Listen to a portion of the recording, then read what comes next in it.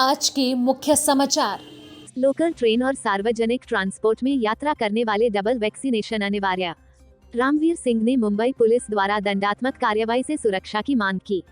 महाराष्ट्र सरकार ने लोकल ट्रेनों सहित सार्वजनिक ट्रांसपोर्ट में यात्रा करने वाले लोगों को डबल वैक्सीनेशन अनिवार्य कर दिया है।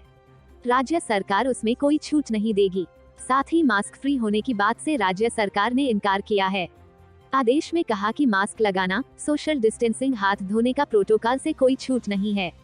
दरअसल बम्बई उच्च न्यायालय ने सोमवार को महाराष्ट्र सरकार से पूछा कि क्या वह कोविड रोधी टीके नहीं लगवाए व्यक्तियों को लोकल ट्रेन में यात्रा से प्रतिबंधित करने को लेकर पिछले साल जारी अपनी अधिसूचनाएं वापस लेने की इच्छुक है।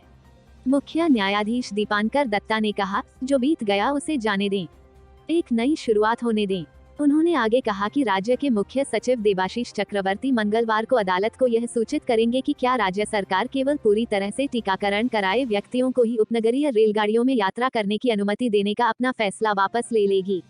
न्यायमूर्ति दत्ता न्यायमूर्ति MS कार्निक की खंडपीठ 2 जनहित याचिकाओं पर सुनवाई कर रही थी, जिनमें मांग की गई थी कि मुंबई महानगर क्षेत्र MMR के सभी लोगों को लोकल ट्रेन में यात्रा करने की अनुमति दी जाए, भले ही उनके कोविड रोधी टीकाकरण की स्थिति कुछ भी हो।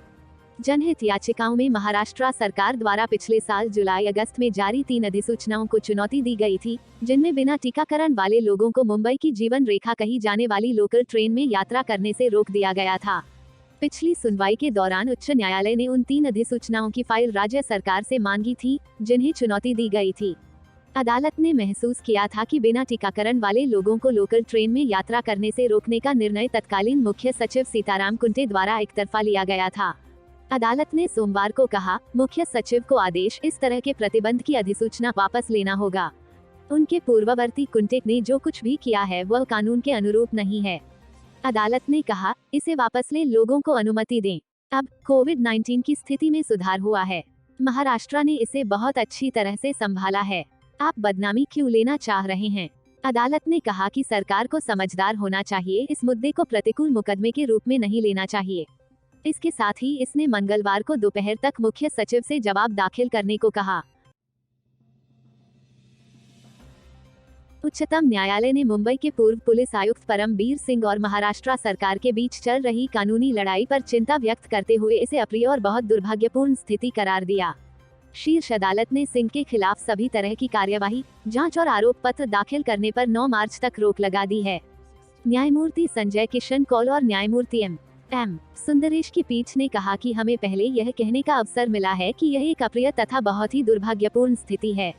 इससे पुलिस प्रणाली और निर्वाचित प्रणाली में लोगों का विश्वास डगमगा गया है, लेकिन कानूनी प्रक्रिया जारी रहनी चाहिए। परमबीर सिंह ने इस याचिका में अपने खिलाफ दर्ज मामलों में मुंबई पुलिस द्वारा दंडात्मक कार्रवाई से सुरक्षा की मांग की थी और न्यायालय ने इस मामले में महाराष्ट्र सरकार को 9 मार्च तक किसी भी तरह की कोई कार्रवाई नहीं करने के निर्देश दिए हैं।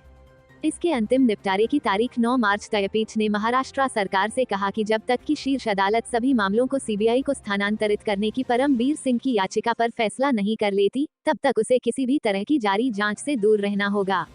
पीठ ने टिप्पणी की कि यदि वह मामलों को CBI को स्थानांतरित करने का आदेश दे भी देती है तो इससे जारी जांच पूरी होने में समस्या होगी। महाराष्ट्र सरकार का प्रतिनिधित्व कर रहे वरिष्ठ अधिवक्ता डेरियस खंबाटा ने पीठ को आश्वासन दिया कि राज्य सरकार अपनी तरफ से कोई ऐसी पहल नहीं करेगी और बाद में अदालत ने इसे रिकॉर्ड में ले लिया। पीठ ने कहा कि हमने अब मामले को अंतिम सुनवाई के लिए रखा है और अगर हम CBI और याचिकाकर्ता के अनुसार आदेश पारित करने के इच्छुक हैं तो जांच पूरी होने में समस्या होगी। CBI का प्रतिनिधित्व कर रहे सॉलिसिटर जनरल तुषार मेहता ने कहा कि इस मामले में दर्ज सभी प्राथमिकी केंद्रीय जांच एजेंसी के पास आनी चाहिए। परमबीर सिंह का प्रतिनिधित्व कर रहे वरिष्ठ अधिवक्ता पुनीत बाली ने महाराष्ट्र सरकार के खिलाफ शिकायत करते हुए कहा कि राज्य सरकार ने एक प्राथमिकी में चालान दाखिल किया है। बाली ने कहा कि उन्होंने प्राथमिकी में से एक में चालान पेश किया है। यह बिल्कुल गलत है। दलीलें सुनने के बाद पीठ ने कहा कि वह इस पर फैसला करेगी कि जांच CBI को सौंपी जाए या नहीं। पीठ पिछले साल सितंबर में पारित बम्बई उच्च न्यायालय के फैसले के खिलाफ परमबीर सिंह की याचिका पर सुनवाई कर रही थी। दरअसल महाराष्ट्र सरकार ने परमबीर नक्शसा के खिलाफ सेवा नियमावली और भ्रष्टाचार के मामले में 2 जांच के आदेश दिए थे, जिसे चुनौती देते हुए परमबीर सिंह ने उच्च न्यायालय में याचिका दायर की थी, लेकिन हाईकोर्ट ने इन्हें विचार करने योग्य नहीं माना था।